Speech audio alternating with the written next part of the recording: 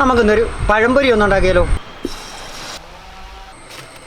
അപ്പോൾ അതിനുവേണ്ടി നമുക്ക് ഒരു കപ്പ് മൈദ ഇട്ട് കൊടുക്കാം, ഒരു സ്പൂൺ അരിപ്പൊടി ഇട്ട് കൊടുക്കാം, ശേഷം മഞ്ഞൾപ്പൊടി ഇട്ട് കൊടുക്കാം, 2 സ്പൂൺ പഞ്ചസാര, ഒരു നുള്ള ഉപ്പുകൂടി ഇട്ട് കൊടുക്കാം, കുറച്ച് ഏലക്കാപ്പൊടി ഒന്ന് ഇളക്കി കൊടുക്കാം. വെള്ളം അങ്ങ് ഒരുപാട് കൂടിയും പോകല്ലേ കുറഞ്ഞും പോകല്ലേ.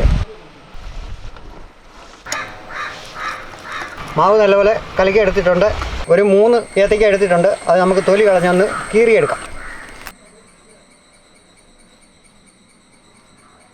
ഏത്തയ്ക്ക നമ്മൾ കീറിയെടുത്ത് കഴിഞ്ഞു. പഴംപൊരി ഇടാൻ വേണ്ടി എണ്ണ ഒഴിച്ചു കൊടുക്കും.